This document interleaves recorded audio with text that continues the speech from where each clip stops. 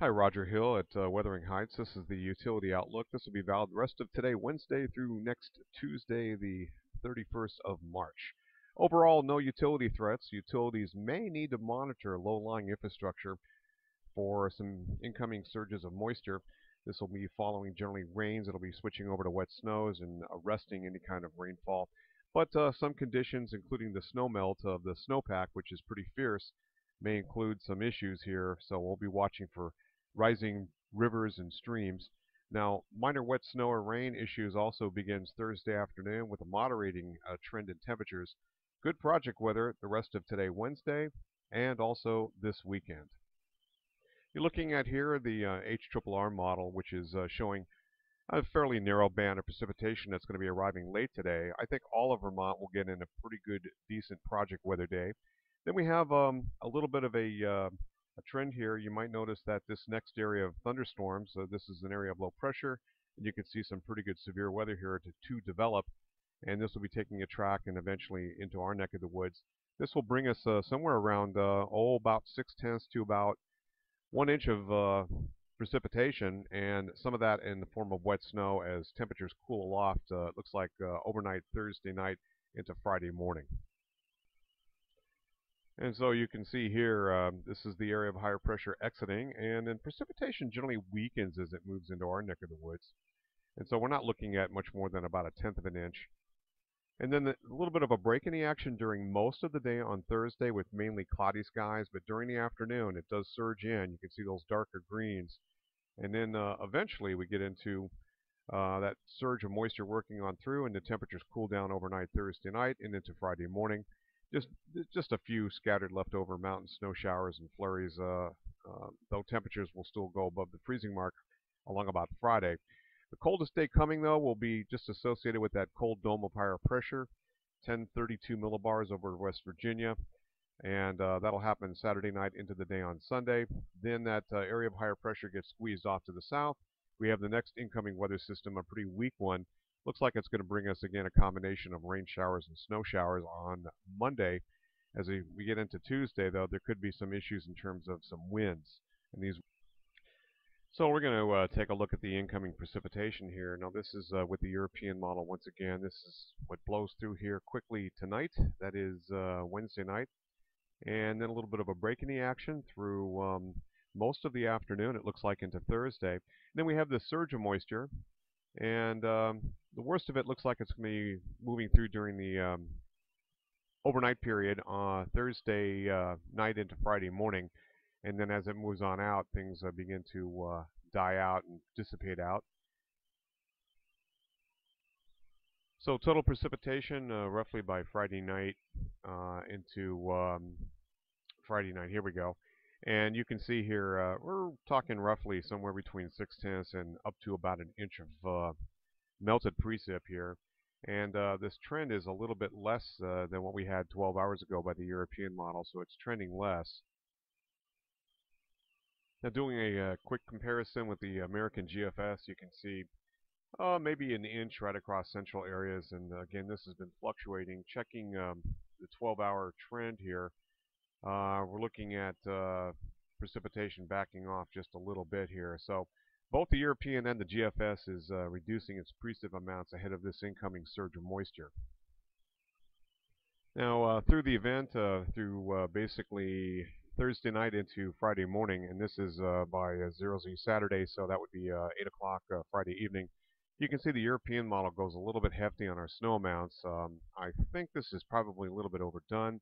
The American GFS, which has come up a little bit better accuracy recently, this is what it gives, and this looks a little bit more realistic, but something we'll have to watch for wet snow. Right now, I don't think there's going to be any issues, but utilities have to keep that in the back of their mind, and of course, more updates will be forthcoming on any kind of issue there. American GFS ensemble, you can see that it's primarily a rain event here, and then it does switch over to snow as temperatures aloft cool.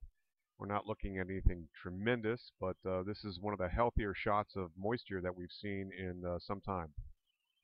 7-day accumulated total precipitation from the Water Prediction Center. This is valid through 12Z next Wednesday. That would be 8 o'clock Wednesday morning. And you can see roughly about 1 inch, which stands to reason here with this next surge of moisture that thunderstorm activity developing in eastern portions of Oklahoma and spreading northeast. Okay, let's switch to temperatures now, and this is the max anomaly for high temperatures, and you can see the same old weather pattern. What else is new, right? Colder than normal in the east, warmer than normal in the west, drought and heat not appreciated out west, cold conditions not appreciated to the east. What happens in 3 days? 3 days later, a little bit of inroads made, but forget about it. The overall weighted averages are again continuing below normal, and it looks like that, by the way, up through about April 13th. So the first half of most of April looks like it's going to be running below normal. Quick look at some temperature schematics. We're finally going to get into some reasonable temperatures today, up near 45 degrees in some spots, and then 45 to 50 during the day tomorrow. That's followed by Friday with temperatures in that sort of mid to upper 30s realm. And then from thereafter, temperatures fall, but we try to make a run backward toward more seasonal conditions. Here's your normal seasonal highs, your max and min temperatures. 41 degrees at Newport, 41 Morrisville, 45 St. Johnsbury for a max, 42 at the E.F. Knapp Airport, Barry Montpelier, 46 Rutland, 45 Springfield, 47 degrees down around Bennington. And nighttime lows, generally most of us in the 20s. Of course, the outlier around Morrisville, a cold spot. And credit that to Rob D'Arenzo, the Velco meteorologist. Quick meteogram comparison. This is the European model from this morning, overnight, and you can see the cold spot. Can't seem to lose this, so we do have some Arctic chill coming in. Again, this is going to be valid Monday morning. And it looks like our max temperature during the period, almost 50 degrees, happening Thursday afternoon, tomorrow afternoon. Here's how it looks from the GFS perspective. Very, very similar, not quite as cold, a little bit more homogenized.